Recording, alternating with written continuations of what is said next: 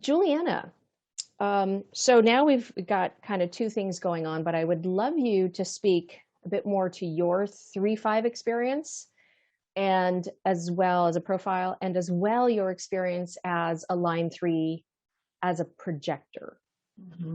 Thank you. Mm-hmm. Yeah, the 3-5, my experience of that is, I mean, I really feel that in the work that I do, the one-on-one work that I do is in this similar way, Sandra, I really resonated with that. It's like people come to me, and I also have a wide open G center. And it's like people come to me and it's like they're here for me to then reflect back to them what they need to hear. And I get to do that in all of these different ways from all of my experiences that I've gathered along the way and what their uniqueness might need to hear in that moment. I find that the 3-5, as a projector, I find that I often let people down, or people are let down by me if I don't get my experimentation right. So if I'm going along and I experiment and I get it right, people are like, you're so amazing. This is great.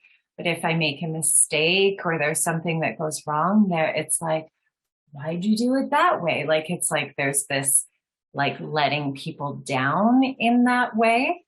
So that's been, and then as a projector and seeing the energy that's happening between people, I experienced this a lot as a kid growing up. I was never invited to share what I saw, the energy dynamic happening between my family. And, but I would say it because I didn't know, right? When I was young. And it was like this, just ignored, right? Oh, all of your experience, oh, we don't want to hear. It was literally I remember this turning away from me. And I realize now that it's just because there wasn't that invitation or recognition from my family to see that. I feel lucky they now recognize me, which is super cool. But yeah, there's that 3 as a projector. It can also be really exhausting. I get all amped up by learning and experimenting, and then I can crash. And I'm like, oh, what? And I have a defined route too. So sometimes I do have that energy sometimes, but it's not long lasting. And so I've had to learn to give myself grace in that sometimes I will need longer rest periods and to integrate everything that I've learned and experimented with.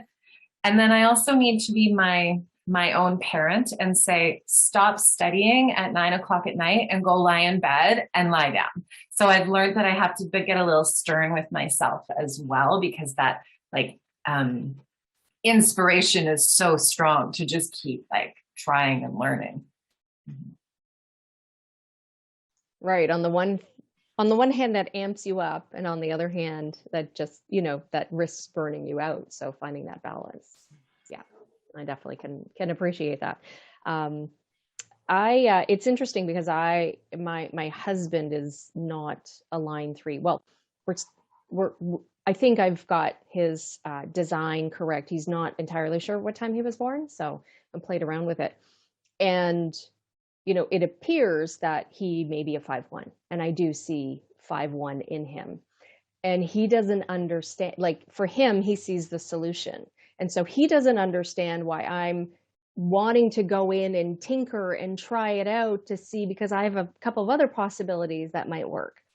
And he's just like, why are you wasting your time? Here's the answer. And I'm like, but I don't think you understand. I need to find out what happens when I pull this lever, and what happens when I, move this sideways, and what happens, and what about this way, and what about, backwards and upside down, and, and so sometimes he's just like, right. And I'm like, no, I don't think you understand. It gets anchored in so much better. And sometimes I'm like, there is more than one right answer.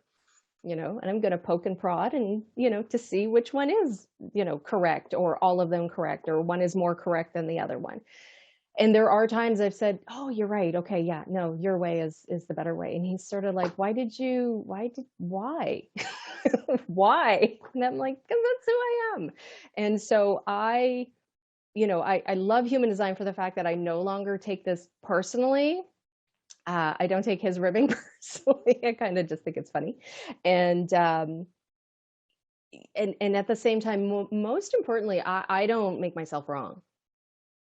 And I think as a line 3, before you understand line 3, it's very easy to kind of just make yourself wrong for that. Or like you said, there is, I think maybe, I just kind of thought of this way, there's a different kind of flavor, but there's almost a little bit of a projection with the line 3, like both of you have expressed, like, why are you doing it that way? Like, and what are you doing? And stop doing that. And, don't touch things, and, don't do it that way. And you can't help it.